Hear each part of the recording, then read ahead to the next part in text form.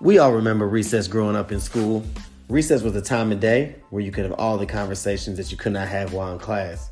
Recess is where you had the real conversations. And real conversations we're going to have.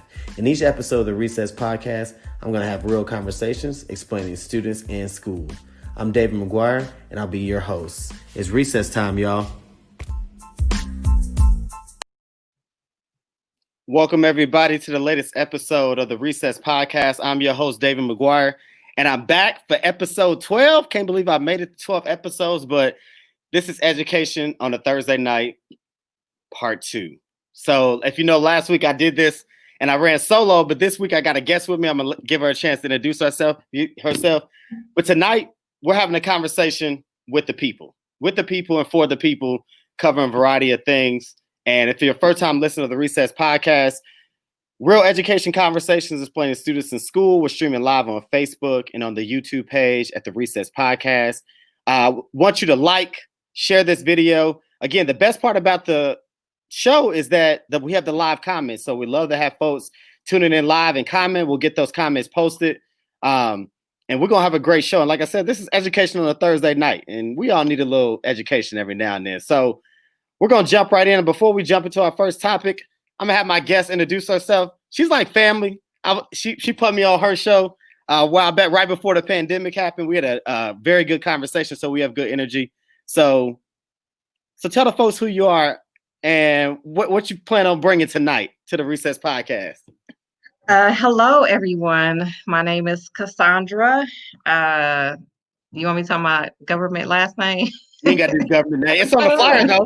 Okay, so my name is Cassandra Anderson, and I am from Indianapolis. I am a proud HBCU alum, graduated from Spelman College, and I have been in the field of education for over a decade now, working from the community aspect, community engagement aspect. I've worked with youth for over a decade as well, and I've been in the nonprofit sector for over a decade. I currently work for Enroll Indy, and I also work as an adjunct instructor at Ivy Tech Community College, and I have a podcast myself. So thank you, David, for having me on. Absolutely. So we're going to have some fun tonight. So we're going to jump in with This Week in Education. I'm going to give a quick shout out to my fellow Indy K-12 blogger, Andrew Pillow. So this comes from Andrew. And so he had a post that posted today, local teacher union leaders support strike over COVID concerns. And so there's a quote in there that I'm going to read, and it's from Glenn Eva Dunham. If I pronounce your name wrong, I apologize. But it says, the members of AFT Indiana will not be bullied or threatened to return to situations that are unsafe. Bullied and threatened. That's deep. So for full transparency, I am a principal of elementary school, Tinley Summit. And I first want to say that everything I say on the Recess Podcast is solely the views of the Recess Podcast and me. Has nothing to do with Tinley and Tinley Summit Academy. So I want to name that just in case some people want to try to tell on me for the things I say. But because bullied and threatened, he's stretching. That's a stretch. I understand that the concern of, from a teacher's perspective of not wanting to go into an unsafe environment. I get that. But you and I were talking offline. I haven't heard of any school districts that are, as we discussed, telling teachers they're going to lose their jobs if they don't come to school. So I don't know. I don't know if he's just saying that because, the schools have not completely gone virtual. And, right. There's still the up in the air about, in Georgia, they went back to school. I don't know if you saw that picture. I didn't see that. All the students, I can't remember, was in Georgia, but high school, first day of high school. And it's like the hallways are crowded. And so they're like, it's a disaster waiting to happen. And I can fully understand that. But I don't know about bullying. Yeah, and it threatened. So look, what I've seen, and I can only speak on the context of Indianapolis and some parts of Indiana. I've seen most districts have been flexible, and school districts have been flexible with teachers who have serious concerns about returning to school, that they've even offered them an option to be like the school's virtual teacher or whatnot. I haven't heard of any cases where teachers have been threatened. And listen, Facebook would have been Yeah. humming Facebook will be hopping. if So somebody. do you think he just did it do you think he made that comment to spark some dialogue or discussion Or it's, I mean, clickbait, right? Because I mean, it's the first thing that I read. It stuck with me throughout the whole article. It's like bullied and threatened. Now I'm wondering, like, who's bullying and threatening? Now again, backwoods Indiana, rural Indiana. Maybe this is a conversation because AFT represents all of Indiana and not just Indianapolis or whatnot. But for Indianapolis, from what I've heard, I haven't seen that. So I thought that was interesting. A great piece by Andrew Pillow, but yeah, bullied and threatened. That's deep. So that is deep. So all right. So our first topic tonight, I call it the double pandemic, right? It's this thing of COVID-19 and racism. But honestly, for most Black folks, if you ask Black folks, we've been in a pandemic for like 400 years. We have. Right? Like, so, and our pandemic has been racism. So now everybody else is in a pandemic, right? White folks in a pandemic, rich folks in a pandemic, rich folks that ain't Black, right? Being racism. But as far as COVID, when COVID first hit, everybody wanted a vaccine, right? But I'm almost certain we didn't want that vaccine to be racism, right? Because like the things that's happened that we've seen, the murder of George Floyd, the murder of Breonna Taylor, which by the way, those officers still need to be arrested. Exactly. In charge. Yes. Yeah, in charge.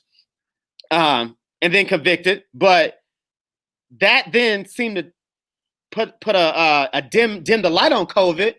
And then, people went back outside because we were protesting, but that's not the avenue we wanted. So when you think about this double pandemic, I'm not going to ask you which is more severe and which is not, because to me, they're both killing people, literally. Right.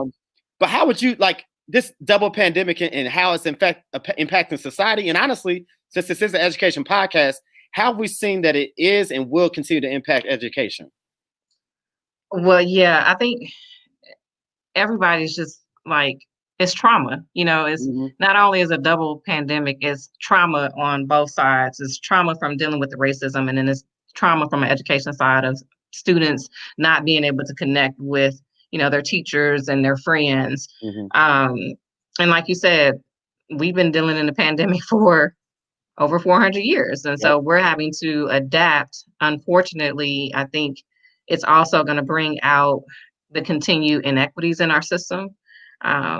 Because those schools that don't get funding like they should, and those urban schools, now COVID is going to really expose or continue to expose inequities. I think as we were talking about this offline, one thing that you said yesterday in our conversation, and it really kind of stuck with me, you said that in order to fight the racism when it comes to white teachers and what they could do is to make sure our kids know how to read. And so that really stuck when I was like, at first it just kind of went over my head. But then the more I thought about it, I was like, no, but that's so right. Because at the end of the day, what we know is that when they're looking to build prisons, they look at the literacy rate of third grade African-American males. And so if our kids are not able to read, then guess what? That's that school to prison pipeline.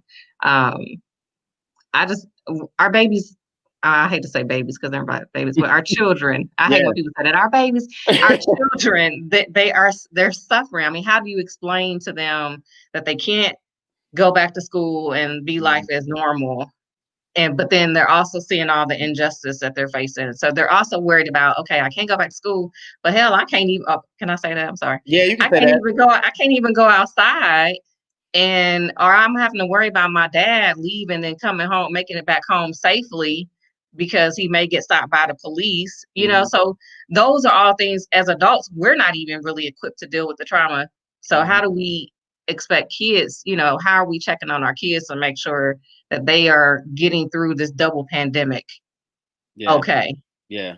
I think, everybody seems to ask the question of educators and leaders, how is your school going to fight anti-racism? I'm going to say the same thing we've been trying to do. Make sure Black and brown kids can read. Right? And that's what I told you. Like, to me, that's all I got for you. Right. Like, I'm not about to sit up here and think I'm, MD Kendi. I'm not a anti-racist professor. Right. But my avenue is making sure these kids can read, to your point, to make sure we're not building more jail beds and prisons based off the literacy rates. Right. And so, to me, that's the most anti-racist thing you can do. For my white colleagues and counterparts that are in the education that, read all these books, kudos to you. They are good reads. And you do your focus groups, but I need you to also be doing a focus group and reading group and a book club over the literacy rates of Black children and how to engage them. Like, let's talk. So do that too. Right. I mean, and then not be the popular. It's like now it's the popular thing. We talked about this before, where even you think about this time last year, racism in terms of education and what our students face was not a big topic. Mm-mm. And now it's like everybody's talking about it. It's the popular thing to talk about. But it's like we've been fighting this fight for over 400 years. So we know that the system was not built for us, and it's doing exactly what it was set up to do, which is fail us. And so when you throw COVID in there, it's even worse because naturally African Americans are leery of the healthcare system. Yep. And so, now they're gonna have to fight. Well, do I allow my child to take this vaccine? Do I trust this vaccine? So it is a double pandemic. I don't know what your thoughts are about that, but yeah, no, I agree. I think, what are schools going to do? Make kids get a COVID vaccine too, right? I mean, that's a conversation that needs to be had. And there's that piece because you do have some families that just believe in the whole holistic approach and things like that. But I mean, it's a tough time. But this is what I will say. I hope that not just the heightened sense of racial equality that needs to happen and the COVID-19 and safety and health and things like that. I hope this makes schools and school leaders better. And it pushes you to really think about things more internally, your systems and things like that. You know what else this made folks think of? This whole conversation about less kids in the classroom. Now you have to do it, right? But that used to be the educational thing, like the less kids in the room, the better they learn. And I have my thoughts about that because I feel like what's the point of having 3 cohorts of 18 kids and 2 of the teachers are good and 1 is terrible? I'd rather have 2 cohorts of 30 and both are good teachers. But, at least this is thinking about the importance of making sure that we're not just jamming kids in the classroom and 35 and things like that. But it's also thinking about principles in their systems and how we need to be more equitable when it comes to internet, right? Because here it was terrible in the spring. Like nobody had internet, nobody had technology. It seemed like, right? Yeah. So that's why I said COVID is really continuing to expose inequities in schools. When you think about, I think I was reading something, I don't know if it was Chalkbeat I think it was a Chalkbeat article, but it talked about a parent who had to drive to her sister's house just to access the internet for her child to do her homework. But they were doing the homework in the car. So can you imagine, like, then they're not even the homework, doing the schoolwork in the car? Can you imagine sitting in the car for hours trying to do your schoolwork because you don't have access to internet? And they didn't have access. I think there was like an old internet bill that got paid. So it's just like, we have a lot of parents who don't even really know how to use technology. I get parents who call Enroll Indy all the time, and they're kind of at a loss of how to just go on and do the basic things. So, or they don't have time. They're trying to work 2 or 3 jobs. They don't have time to sit down and log into the internet to do this, that, and the third with their kids. So again, I think COVID, like you said, is exposing those areas that we need to tighten up on holistically. I called it the miseducation of Black kids in Indianapolis. You call it what? The miseducation of Black children in Indianapolis, right? Because in the spring, the majority of Black children in Indianapolis in the spring did not learn. They just didn't.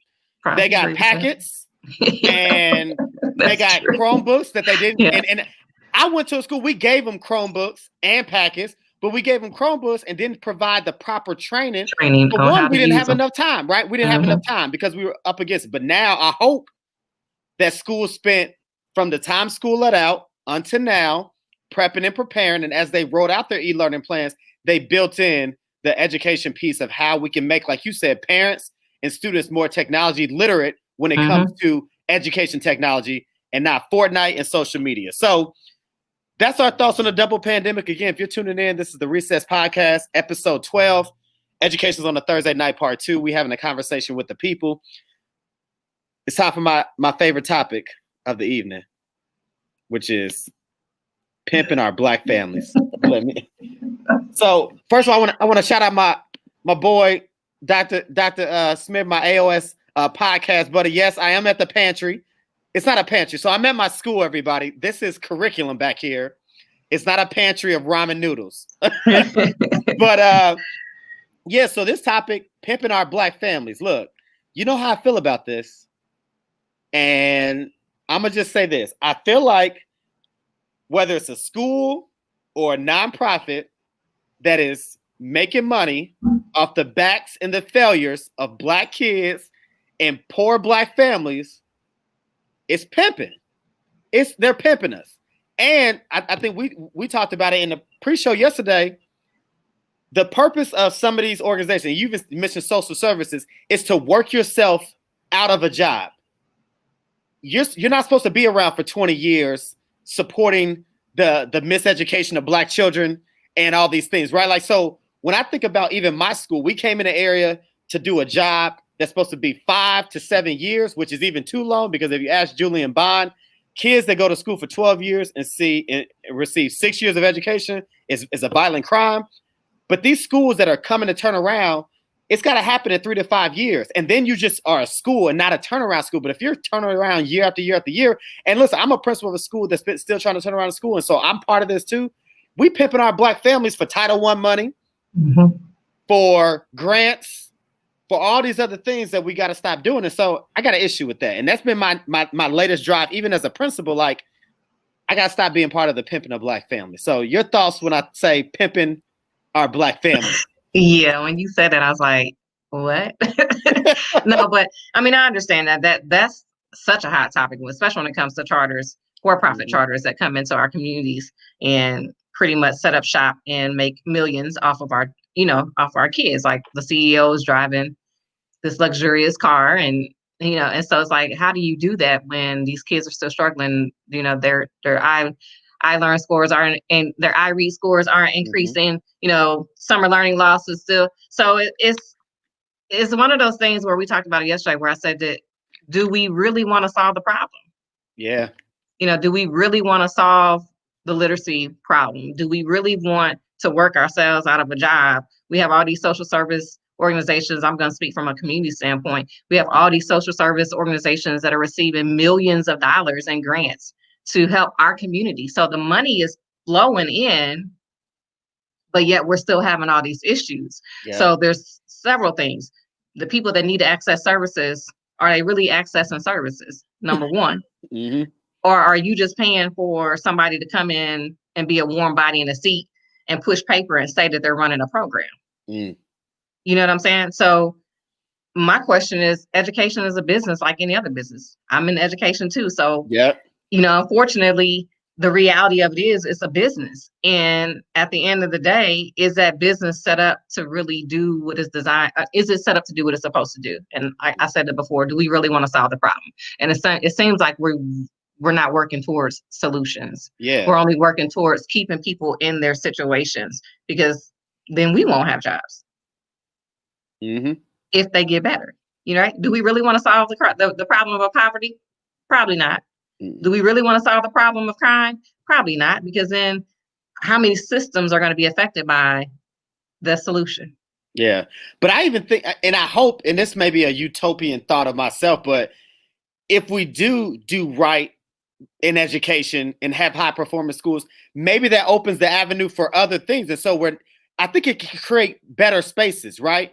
But I think people are even afraid of that reality because it's unknown, right? And so this idea that every kid receives a quality education in a high performance school does take away from some of those other opportunities out there. But to me, that means it would create more opportunity for other avenues. And so but I feel like, listen, it's easy because, again, the system wasn't designed for us. And I mean the system, meaning the country, wasn't formed for us, even though it was built by us.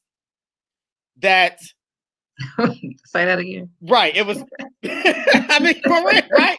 This country is not for, but it was built by us, right? But again, they're pimping on us because we're the easy target. And I think, to your point, is until we recognize it and until we fight against it. That's how it's going to be. But we are fighting against it. But again, the weight of it, and also, hell, they got as we said, they got a 400-year head start on us, right? Mm-hmm. So we're trying to do double the work. But my boy said it's easy to make money off treating the symptom and not finding the cure. Yeah, exactly. Right. I mean, look at COVID. Are they really pushing money into finding the cure, or are they pushing money into providing other avenues? I saw the NFL, and I love NFL football, but the Denver Broncos, they posted a video of this electronic hand sanitizer spraying thing that the players walk through before going to practice. Why doesn't every school have?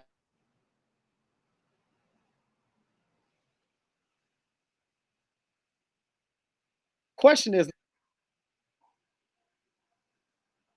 had a little internet glitch. That's what happens when you're at the school, right? I was like, what happened? He froze.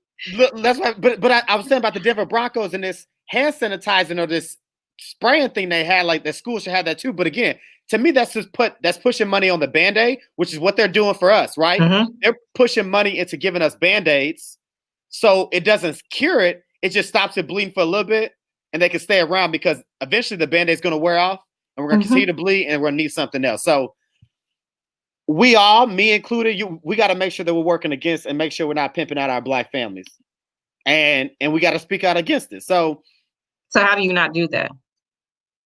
I mean, what are some things that people can do practically? Practically, I think the first thing you can do, and I'm gonna just speak from a school standpoint, you got to truly try to educate children, right? You got to, because when you're a high performing school, you get less dollars from the federal, and so you have to go in and say, listen, we got this Title I grant for 2 years to pay these teachers and do this tutoring program. By the end of this grant, that needs to be it. But I don't know how many schools really plan for the exit, right? They plan for the 2 years for that grant, and then they feel like we're just going to reapply. No. You use this money and exhaust it to the penny to make sure that you meet the needs. So I think that's number one. But I think it's even for the education, I think we got to go back. We got to push more money into training teachers better, training leaders better. We got to make sure that schools are truly equal or equitable, whatever term you want to use. And I think also, we got to get out of this mindset of we got to rely on other people, and that parents ain't doing what they're supposed to do. Just because parenting is different from school A to school B, don't mean that parenting is wrong at school A because it looks different than school B. And I know you see that a lot, right? That parents get all this slack because they don't parent the way we think they should parent. Yeah. So I think there's a lot of things, but I think we need to have more conversations, right? And have conversations about solutions and not just temporary fixes. I think too much, even I've been guilty of it, of having conversations about like temporary fixes and putting Band-Aids on. How do I increase the iRead scores for this year? No. How do I build a curriculum that's strong enough that goes all the way down to kindergarten to make sure that by the time they're in third grade, we're not doing remediation, right? I learned an iRead should just be another day. It shouldn't be a pep rally and a social media campaign and high five rallies, which you know how I feel about those. I talked about those last week, right? That's what state testing is for urban schools. It's a celebration. We got to give kids trinkets and mints and lavender candles and rub their temples just to take a test, right? You know why? Because we're just trying to get it good for that moment. You're right. You're not looking at how do we. You're not building a generation. Yeah, how you train teachers and how do you make sure that your phonics program in the early education is good? We also need to fund pre-K and make that universal and mandate kindergarten. But those are other topics. Do you have anything else on like pimping Black families? No, I think at the end of the day, like you said, we have to get to that point where we want to see the system. We want to find the cure and not just keep putting a Band-Aid on the symptoms. So our next topic, and this is something I think when I go back to like when you and I first connected, you worked for UNCF and you were doing a lot of this work of bringing educators, but more importantly, parents and the community to the table. So spend a little bit of time to talk about that, how much that's important when we talk about the need for Black families at the table and whatever that table is, Right. So it's definitely important. because oftentimes, and I also say we need to bring students to the table. That's the voice that we are forgetting in the midst of all of this. Like everybody's talking about the student and what should be done, but nobody's actually going to the student and saying, hey, what is your thoughts behind this? Like we're leaving that piece out. But back to the family piece, parents need to be at the table. They need to understand what's going on in their school. They need to understand, when the school board meeting is happening, what choice, what decisions are being made on their behalf. I live in Wayne Township, and at the reality of it is there's not one Black person on Wayne Township School Board.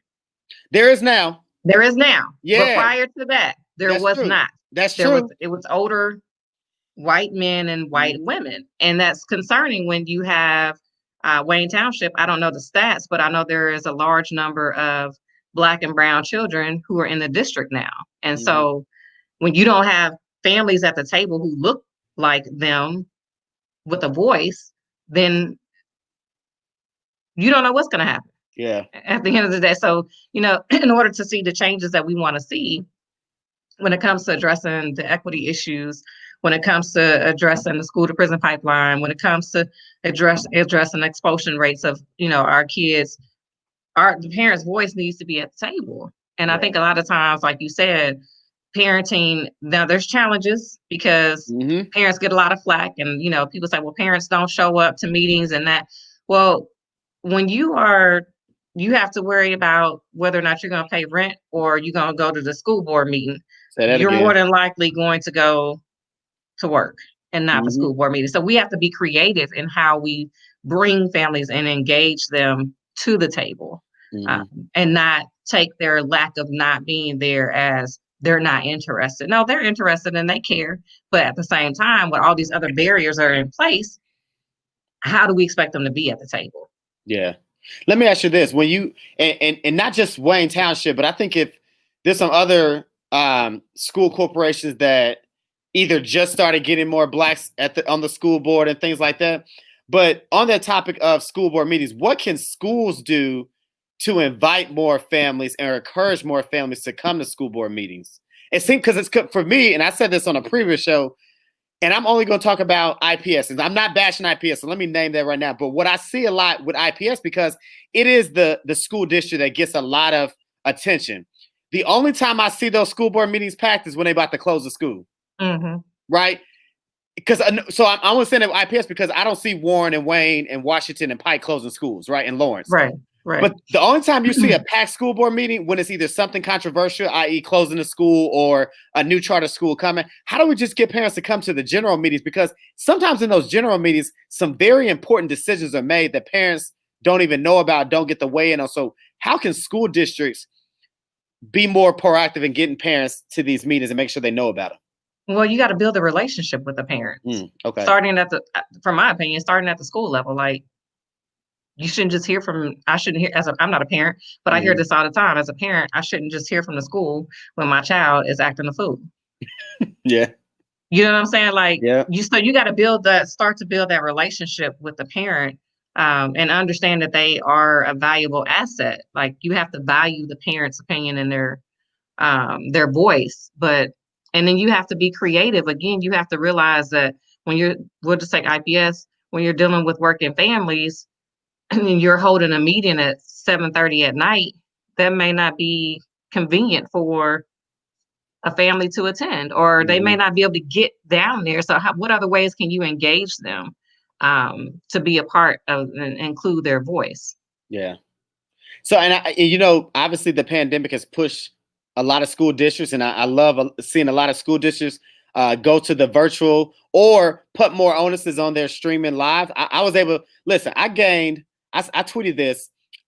I randomly, for more so when it was a hot bucket about what schools are going to do with their reopening at Indy K-12, we wanted to make sure we published and stayed up to date on schools playing. And so I was going to write about, Warren Township, and I just happened to watch the Warren school board meeting.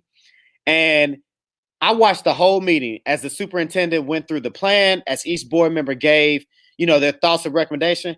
And by watching that, I gained a whole new level of respect for the people sitting on that Warren Township board, because I saw them as people when they spoke about, how much time they spent on crafting that reopening plan, how hard it was, how difficult, how sleeping nights they held.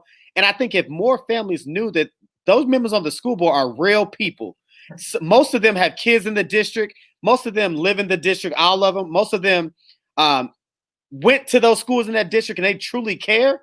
I think that's another piece of you said, that relationship. But I think school districts and school boards need to open themselves up to the community and not just open it up when you're running for re-election. Hey, Don't just do a town hall. Yeah.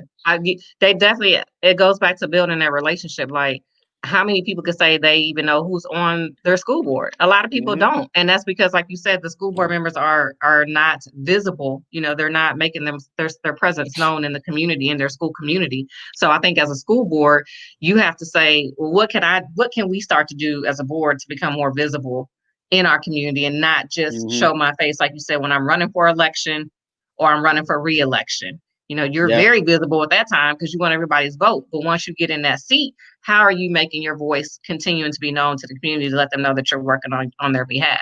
Yeah. And I think even, you know, when you represent a district or a section of families and community, like you need to, leading up to those school board meetings, you need to make sure that you're holding meetings and saying, hey, guys, this is what's going to be on the agenda. What is our district? What about our community? How do we feel about this? So when I go and talk about it, I'm not speaking for my personal belief because you don't necessarily represent you represent your district or your people. And so when you sit on those school boards, you're saying, so these are what the members of my community or my leadership team, this is what they're saying and how they feel about this. But again, I feel like a lot of school board members, at least what it seems like to me, is when they sit in those seats, they're speaking about I feel, me, and not we or us or even they. Meaning they, the people in my district, feel this way. And it's my job to be their voice because that's why they elected you. And so I don't know, you know, again, I'm not making judgment. I'm just, that's my own observation. And that's even the observation that I think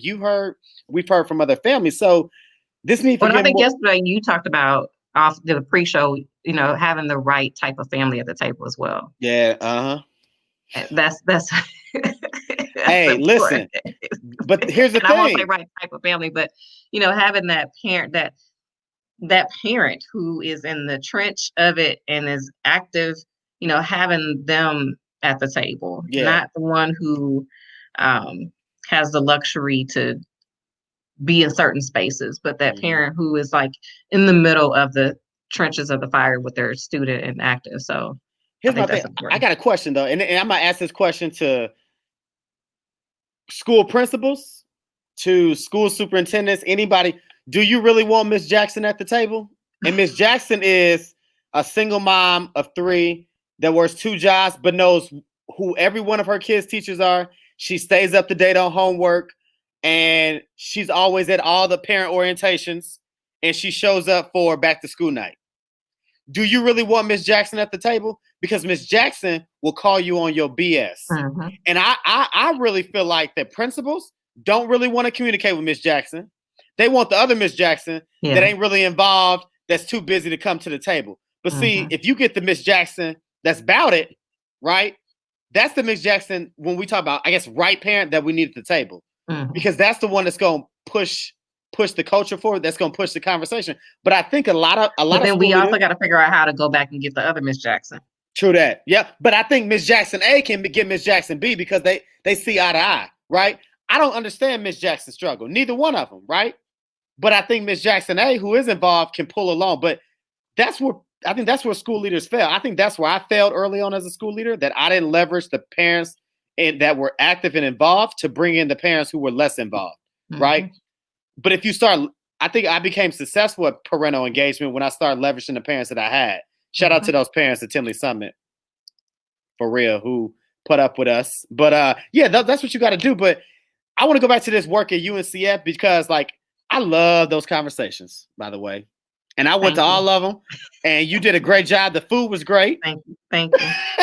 But the conversation was so rich that I think when I think about, man, I could have had some really good podcast topics based off this conversation. Like folks that went to those conversations, if they went to those conversations, they knew exactly what was going on, right? And you saw everybody. You saw school leaders. You saw board members. You saw casual community folks. You saw both Miss Jacksons, right? You saw everybody. You saw heads of corporations, and you get them in a space talking to one another and people on the panel caring from them and asking questions. Those are great. We need to bring those back somehow. Yeah. It's funny because we mentioned it before. So now we're seeing everybody in this space of wanting to do the town halls, and for a year and a half, when I first started the role, it was foreign. Nobody was doing, nobody was doing it. Nobody was really engaged in the community in this process and bringing leaders of color together, because everybody's was in their silos, kind of doing their own thing. But I recognized the work that I was charged with doing. In order to be successful, I had to have everybody together and bring them to the table to have this conversation and move the conversation. And I think one thing that I really made our conversations successful was that not only did we engage the community, but we engaged them in the solutions. And so, doing those breakout sessions after we had the community conversation, it was just, I mean, everybody had a voice. Everybody had a voice. And again, I think folks are doing that now with the town halls. And I started my podcast in the midst of the pandemic too, right? Because I needed something to do. And it became my therapy. And now it's like a full show, which is on Apple Podcasts. So subscribe. But like these town halls now, I think they were good. And I think they're good conversations. But then it's like, so what's next? Right? Right. Because I think that's it. We're gonna do this conversation and then that's the end of it.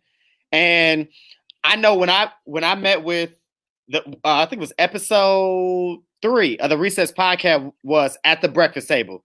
And I had 4 parents who came on and we talked about early on, school just got shut down. What's e-learning like? What's your suggestion for families?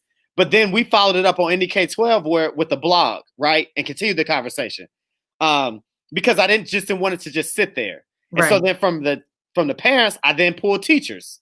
And then I did one of my best shows where I met with some students and asked, so what's the senior year like for you, right? I try to find different layers. And I thought that's what I really liked about you all's conversation, because if you follow the topics, they layered, right? They layered on each other. And so I love it. And I think that's what we need more of, right? And so we have to be creative, but we also have to do a follow through. So when you have these live, town halls, how do you capture the viewers and say, if you're interested in hopping on a Zoom call about suggestions, I'll take the first 15 people. Here's the RSVP link, and you come out to that, right? And so I think those are the things that need to happen. And so those are my suggestions about action. What do you have for how do we get in the need for get more Black families, the right or whatever families at the table? Like, what are some action things that we can do as a community? Well, one, I just think I'll put it back on the school board. I would say as a school board member, you need to be more involved in terms of your community needs to know who you are and what you stand for and what you are advocating for on their behalf. Like you said, create a newsletter, send it out to the people in your area and say, hey, this is what's going on. Like you said, this is coming up in our next coming school board meeting. This is what we're going to talk about. You might want to be here to have your voice heard. So get creative and engage those who you are representing at the table. For families, starting with just going to your school and finding out, what's going on at the school. Just do a drop by, drop in. And I know we can't do drop ins because it's virtual now, but starting with, building those relationships with the parents and the administrators at your school. And then from there, connecting with other parents who are doing the same thing and start a movement of making your voice heard. Got to. Absolutely. Also, a shameless plug. We're both running for school board in 2022, right? Or what year did we say we were running for school board? You and I? Me and you. When did we say this? Right now on the show. Breaking news. We running for somebody's school board. I'm about to move in somebody's district. Well, actually, I initially, before the pandemic hit, I was considering running for Wayne. And I had some conversations, but I kind of retracted. But you know what? At some point, I will. I think I'm gonna run. I don't know when. I'm gonna run too. Yeah. I feel like I need to. But I wonder, like, How that would work if I was like the principal attending something else sitting on somebody's school board? Yeah, I need to you might research get that. see if Right. it's a conflict of interest for you. I need Rise Indy to holler at your boy. Yeah, I can connect you to somebody at Rise. Yeah. I want to talk to somebody at Rise. I got some things I want to say because I want to jump on somebody's school board. And here's why. Because I want to run a right campaign. And I don't even know if I win. I think I could win, though. I think I could win because I got free advertising with the Recess podcast. But you could win. But here's the thing. I would probably not I probably would be hated by the board members because I'm a man of my word. I've learned this in my evolution as a leader.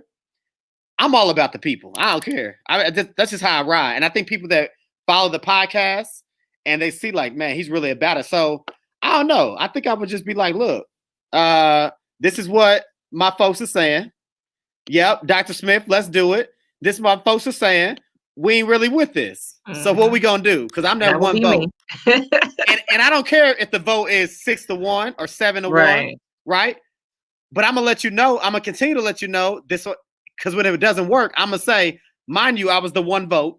Me and my folks that told you so, right? But we will also be the ones if we say, you know what, we were wrong about this one, right? So be it. But it needs to happen. But anyway, Miss Jacksons, if you're out there, all of you, Miss Jacksons, run for the school board, be at the school board meetings, whether it's virtual, whether it's in person. If we get back to that, show up at your kids' school because they do have safety procedures. You know, get your temperature checked, wear your mask, and still sit in that classroom for the 15-minute max time that you have, and be active and be involved. So, again, we are about a quarter way through the show. This is the Recess Podcast, episode 12, Education on a Thursday night. I did want to put a plug in. You see it at the bottom. The AOS Podcast, my boy Ball and Smith.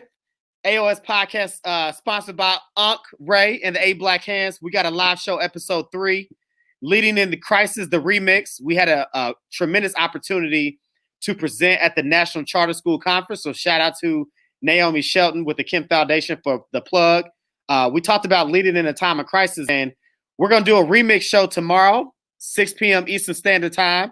On Facebook and Twitter. So go out and follow us on Facebook and follow the Twitter AOS Podcast. And we're going to talk about a lot, including my bulletin board that went viral on Twitter. Did you see my bulletin board that went viral? You didn't see? I'm not on Twitter. Okay. So I put up a bulletin board of Black people who were murdered by the police. And it's in my school. And I'm going to send you a picture of it. But it's literally the pictures. And it says... what is it? What does it say? Listen, I forgot what it said now. We put it up. It basically says, I don't know. It's basically highlighting the Black people that's been wrongfully murdered by the police officers who's supposed to protect us. But I put it on Twitter and I basically said, new year, new mission, and new pressure. And all these trolls who voted for 45 were in my inbox and on my Twitter. But shout out to the village that came through and supported me. Yep, there it is, Dr. Smith. Say their names is what it said. But shout out to the village who supported me. But look, it got like 800 some likes, 250 comments. It was crazy. My phone was buzzing. And it went viral on a lot of different platforms. But the village came out for me. They supported me. So we're going to talk about that. We're going to talk about strategies and how we as principals are leading our schools in a time of crisis. So my AOS podcast mates, man, they're dope. Dr. Smith, Ball out in Cali, they're dope Black leaders. And we started this podcast, Alpha, Omega, and Sigma, to Dr. basically Smith just from Franklin? No, he's in Missouri, yeah. Okay, Missouri. But yeah, so we're representing 3 different cities, 3 different types of schools, different levels. And so again, follow us on our podcast. Check us out tomorrow streaming live, the AOS podcast. I just wanted to put that plug in. Also, as we said earlier in the show, arrest, convict those officers that killed Breonna Taylor. And let's make sure we continue to put pressure on police forces that are trying to continue to step on the necks of Black people, figuratively and literally, and make sure you go out to vote in November. Not going to tell you who to vote for because that's not what this show is, but just go out and vote and vote for your people. So Our final topic is going to be fun. Soapbox. What you want to get on your soapbox about? Just what you want to talk about. What that we ain't cover that's been on your mind heavy. Anything you want to talk about in particular? No, so you got NDK12 just published a blog. Get it? That I wrote. Yep. So I'll just talk about that. 4 ways to emotionally support children during the coronavirus pandemic. So the article was kind of sparked. One of my friends, I called her one day, and her granddaughter was having a meltdown, and it was just kind of tough to hear her be helpless as well, because there was nothing she could do in that moment to console her granddaughter. And she wasn't having a breakdown. She was having a breakdown because she didn't want to finish doing her online learning that she had to do. She was just like, I'm over it. I don't want to do it. And she couldn't understand why she couldn't go back to school. And so this kind of sparked my motivation to write this, because I said, our kids, we as adults, all we've thought about is like how we've been coping emotionally through how our children are doing during this time. And so I just wanted to kind of write something to kind of give parents. I don't have any kids, but it was kind of inspired, like I said, hearing my friends talk about what they were going through with their children. And so I had 4 ways that I came up with. So I'll just kind of talk about them real quick, because what we realize is that kids, they're experiencing increased anxiety and loneliness during this time period. I mean, think about it. If you're used to going to school and playing with your friends and, having that contact, and then all of a sudden you can't do that anymore as a second grader, you don't understand that. You don't understand that I got to stay home. You know what I'm saying? Mm-hmm. You got to be home all day. All you know is that you want to go and see your friend Johnny or your friend Shaquita. You just don't, you don't get all of that. You like, no, this don't make no sense to me. So kids thrive off of human touch and being around other, human interaction. And so when we strip that away from them, it leaves them in this space of loneliness and increased anxiety. They're like, what am I going to do?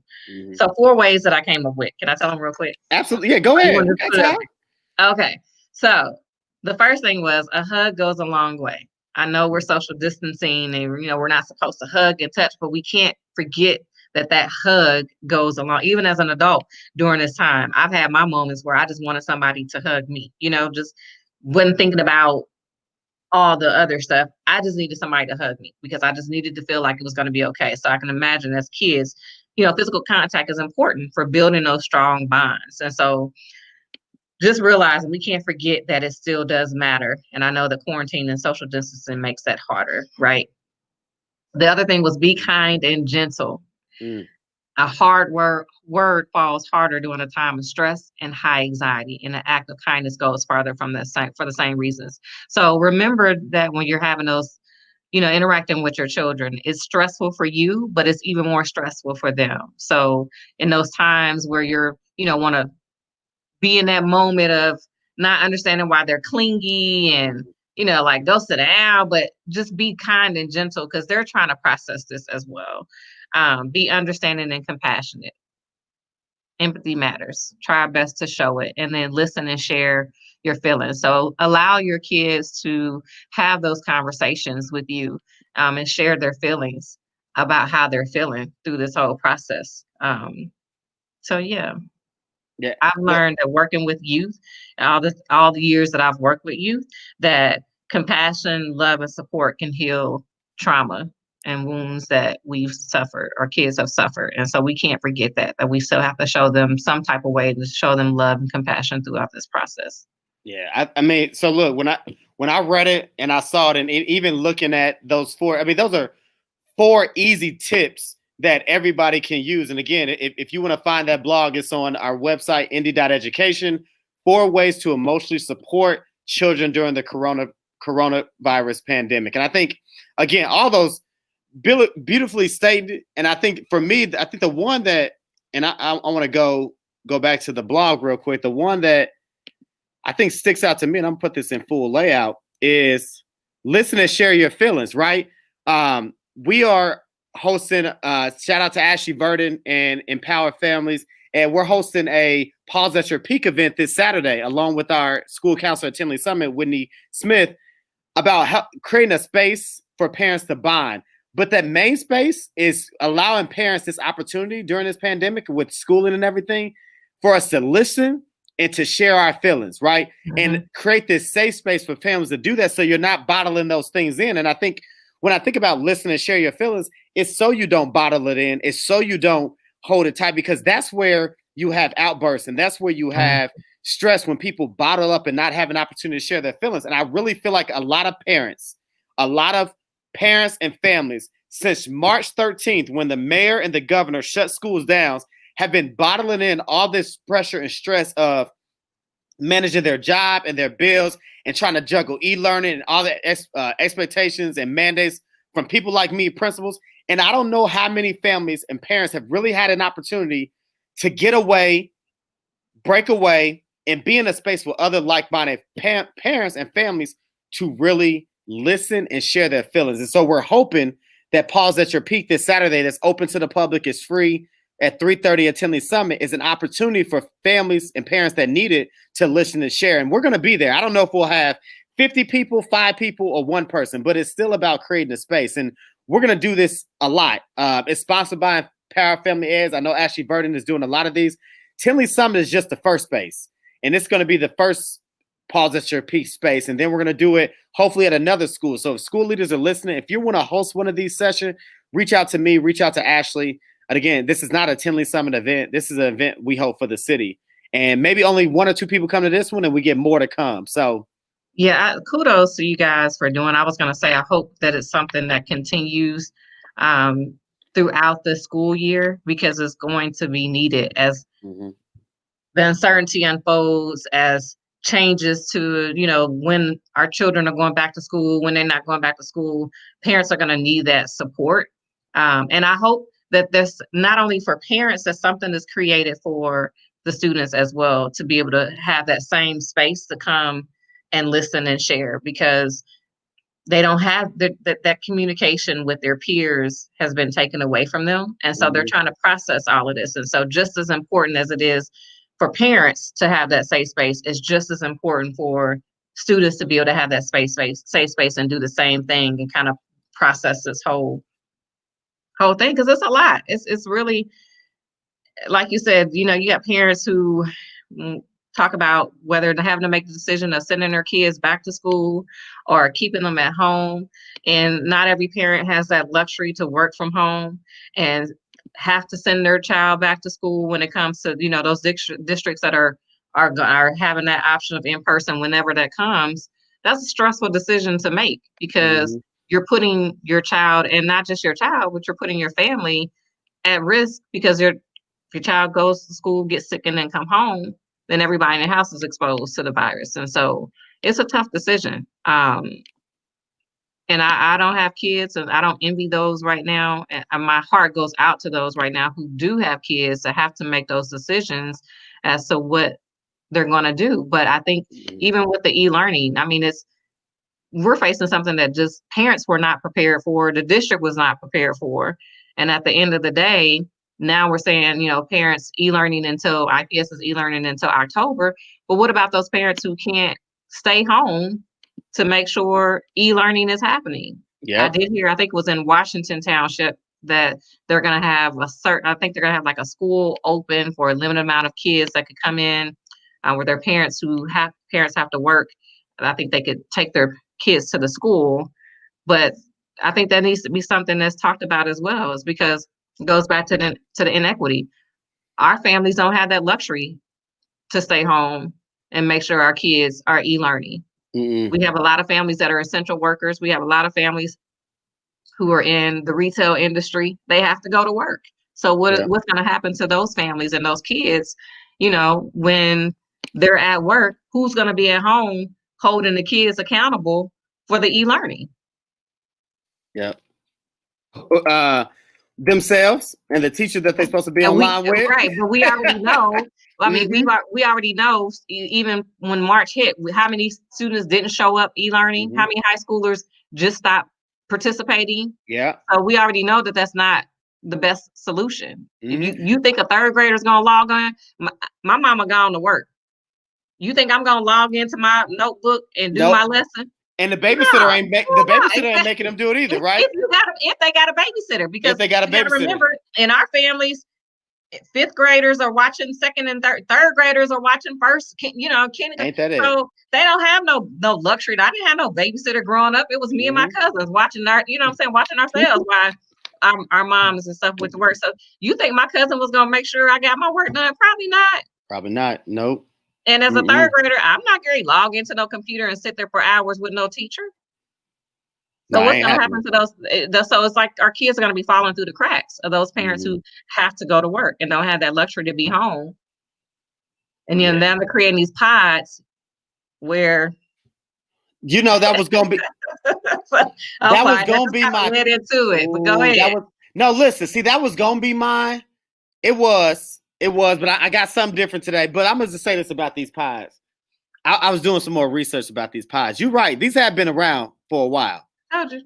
And you know what? I'm gonna put.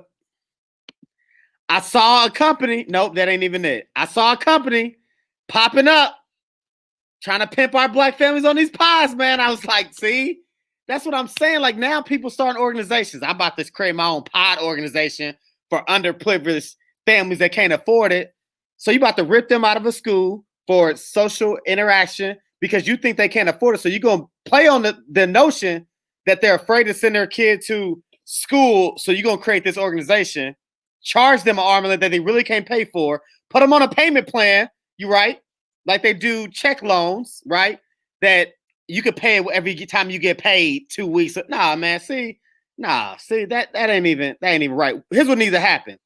Schools need to get off our asses and figure out ways to flex teacher schedules and rethink our curriculum and our models in the moment to support our children. That's what it boils down to. I told a parent this.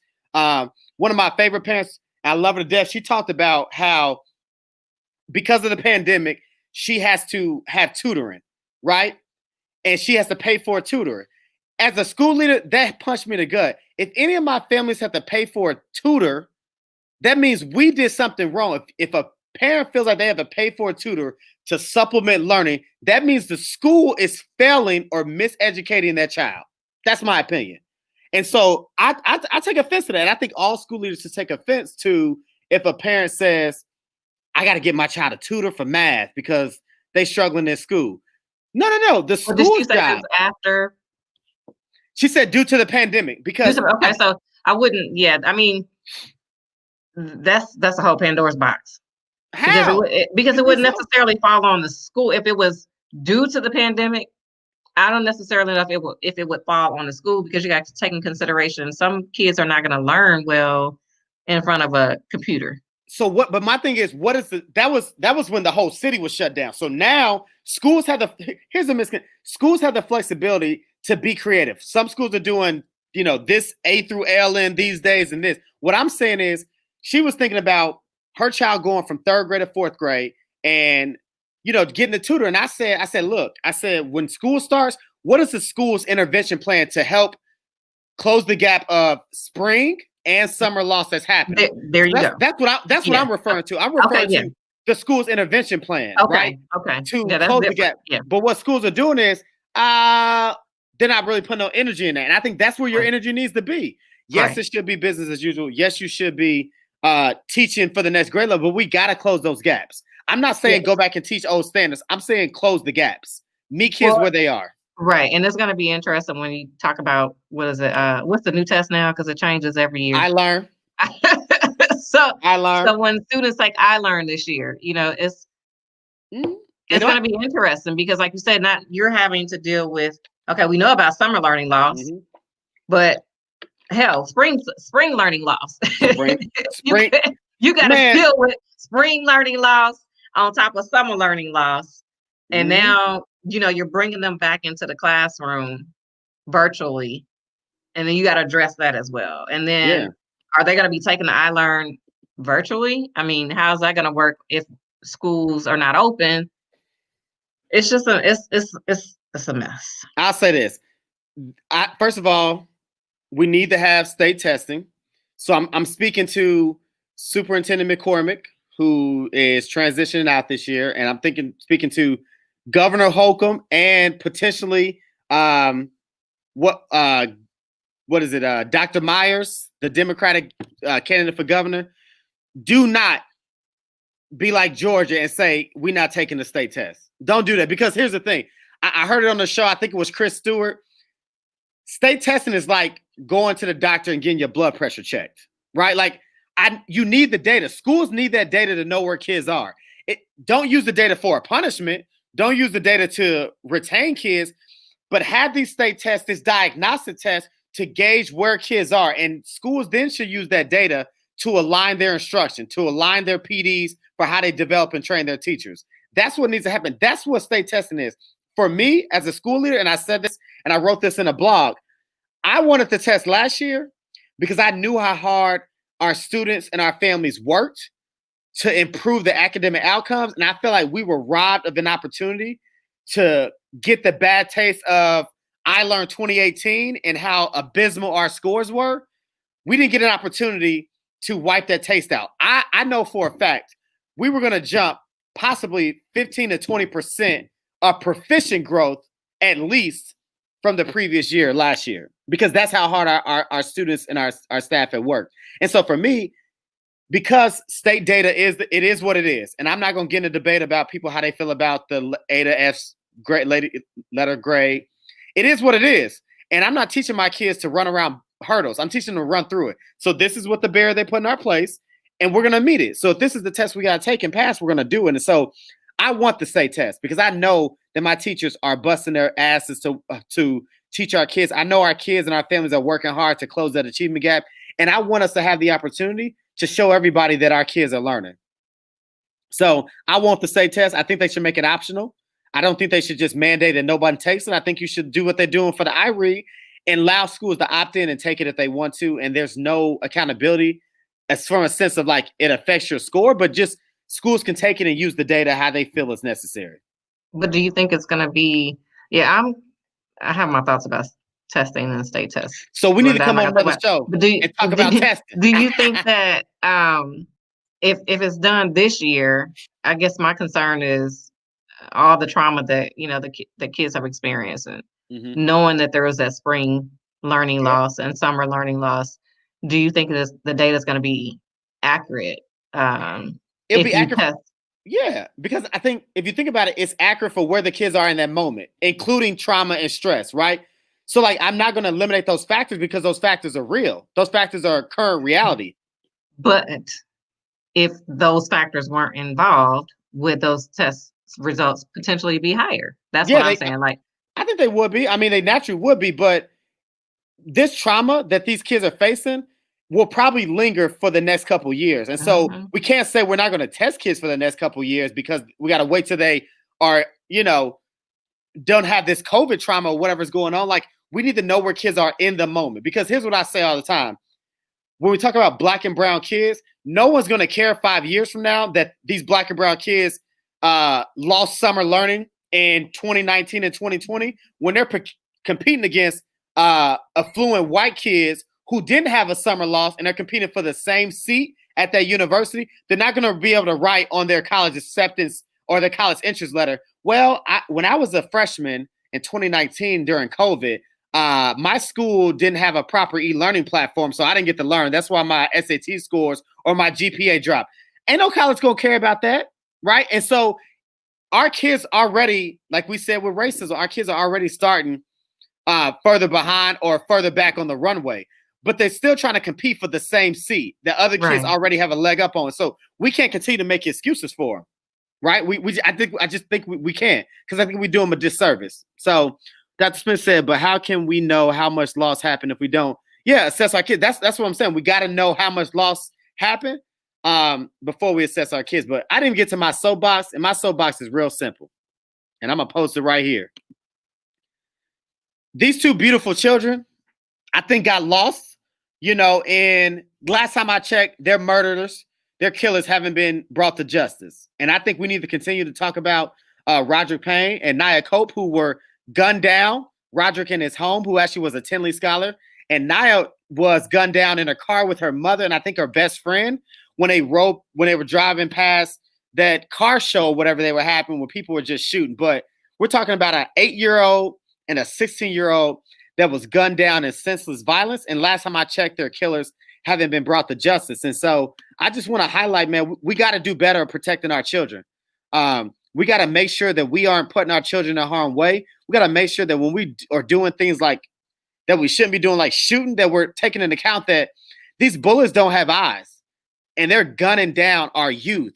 Roderick wanted to be the president of the United States. We might have just killed the next black president of the United States, right? That's what I'm saying, right? Like when we are killing our children, we're potentially killing those that could run for elective office, that can be the next CEOs, that will employ more minorities, that we are killing our next teachers and principals and school leaders and all these other things. Like we're killing our future, and we got to do a better job of protecting our children. And so I'm pleading to everybody that's listening, everybody that's watching, we got to do better protecting our children. And I just want to highlight, I want to put these two children up here because last I checked, their killers haven't been brought to justice and the news still hasn't put them pressure on. But I'll say this, if Rachel in Whitetown, Indiana was missing, she'd be on CNN. So I need to know why Roderick and Naya aren't still getting the notoriety they need to make sure that we capture their killers. And so I want to know that we're still praying for those families. And I hope that their killers are brought to justice and taken off the street because they robbed us of two beautiful young people. And it's happening far too often. And it's getting to me. So that's my soapbox for this evening. So we're at our time. So before we close, I always want to give an opportunity for you to talk about any of the work that you're doing personally, or any of the work that you want to highlight, or just anything you want to highlight. So I'm gonna give you the solo screen and let you can leave. I can leave your. All right, well, I won't give you the solo screen, but close us out. Anything you want to do to close us out from your point. I want to thank you for coming on the show. I appreciate it. I enjoyed the conversation. We're going to bring you back probably with some other guests and for anything, but thanks for coming out. So what do you want to leave the folks with? Anything you want? I think, I saw something floating around on Facebook probably about a month ago that says something to the tune of, if you don't come out of COVID with business or a new idea or something like that, then you're just being lazy. And so I just want to leave people with, be compassionate to yourself, be kind to yourself, because we're all experiencing something that we've never experienced before. David, you know me, I'm a grinder. Mm-hmm. Yes, you are. I'm a hustler to, the right way in terms of, I'm always on the move in terms of working and grinding. But I can honestly say during this time, like my motivation level has been, it's up and down. Some days I'm motivated to do something, and some days I'm just like, okay, can tomorrow hurry up and get here? And so I had to realize that it's okay to not be in this space where you feel like you have to be great all the time.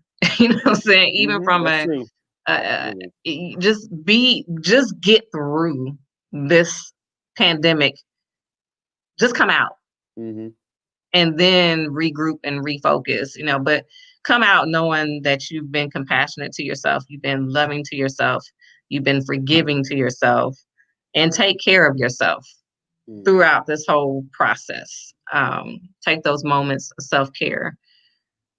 Because if you're not any good for you, you can't be any good for those. And I would say this as parents as well. If you don't take care of you, then you can't take care of the children in your home. So you got to first make sure that you save yourself. And I think because I'm on hiatus with my podcast, and somebody's like, well, when are you? And I said, right now, my focus is on just saving myself. I've been saving the world. And now I can save Cassandra. So, that's right. In the middle of all of this, it's so much going on, and we want to fight and save everybody, but make sure you save yourself in the middle of all of this. I don't know if that was what you were looking for, because I know it's education based. No. But I just really want to encourage people to make sure you take that time to make sure you are okay. No, that was spot on. That's because I think my way of I think helping myself because there's New Amsterdam, which is one of my new favorite shows on NBC. There was an episode and the doctor says self-care saves lives, right? Talking about doctors, right? Why he runs and bikes and because self-care saves lives. Like you got to be right. And so for me, that's what this podcast, that's why I jumped into this because it turned into my own therapy, having these conversations with education friends, being able to connect and just talk this and get on Facebook like this. But like you said, like we need this and we got to do this to get better. So that was spot on and I loved it. And again, I know it's an education show, but again, we having a real conversation. That was real.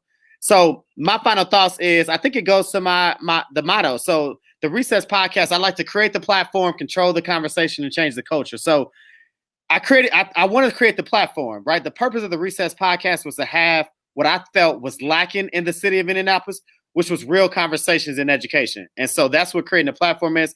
And then this is about controlling the conversation.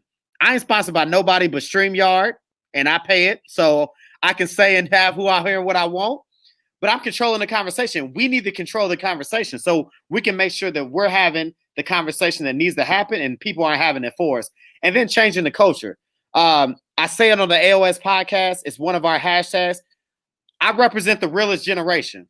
And I talk about this a lot. Like, I feel like the senior leaders of the education movement in Indianapolis did not pass on their knowledge to us younger folks. And they stayed around and they took all that institutional knowledge and all the great things they did when the Black community was thriving. They took it and they hoarded it and they never passed it on. At least I didn't know. And I feel like I try to be involved and I try to connect with a few of them. I ain't going to say them by name, but they brushed me off. And I maybe on another show, I call them out by name, but right now I'm not. I'm going to let them have their moment and have they shine because they're getting all the love, but they blew me off. And I felt like I was somebody who cared about the movement. So I said, bump that. I'm going to create my own platform. I'm going to have my own conversation and I'm going to change the culture. So I represent the realest generation. And what I'm going to do is I'm going to take my students and other kids who want to pass it on, that I'm going to make sure that I don't hoard this institutional knowledge and I don't make sure that when I get to the top, hopefully God willing, that I send the elevator back down for the next person and not just leave it stagnant. So that's real. And that's key. I think a lot of times they don't share that knowledge just because they feel like you're going to surpass them or take their place. Yeah. And so we in education as leaders of colors, we have to shout out to Patrick. We got Patrick Jones who created Melanated Ed. We have to support one another because it feels like you're by yourself when you're on a silo. And so, but when you come together with other leaders that are pouring into you, it's like, okay, you know what? I can get through this. So yeah. In order for things to change in Indy, I feel like leaders of color are going to have to continue to come together more and not be so siloed to support one another and build a community. Yeah, it's my new platform, right? It's the realest generation, and I have an obligation as a leader to send the elevator back down. I have an obligation to reach my hand back out and pull up the next leader, and I want them to surpass me. I want them to take my place because if I stay at the top for 50 years, that means we're not progressing. If there's other hungrier, newer, fresher ideas that's happening, then we doing wrong. And so I'm not gonna say shame on them. I'm just gonna say I wish you would have pulled some others up. I wish you would have helped the next generation because that's why we're in the situation we're in, because there was this gap in leadership. When they retired, there was nobody bringing them back up. But don't worry, we coming because I'm 32 and I got about 25 more years in this game. And I'm bringing the heat, and me and my kinfolk and skinfolk, we coming. So again, this has been the Recess Podcast, episode 12. I appreciate everybody for tuning in. We're doing good numbers on the live, but we're also doing really good numbers on Apple Podcasts. So again, create the platform, control the conversation, change the culture. I'll catch y'all next week with episode 13, where I'm gonna have some teachers, and we're gonna talk about what's reopening like from a teacher standpoint. So check us out, episode 13, part 3 of Education on the Thursday night. We out, everybody.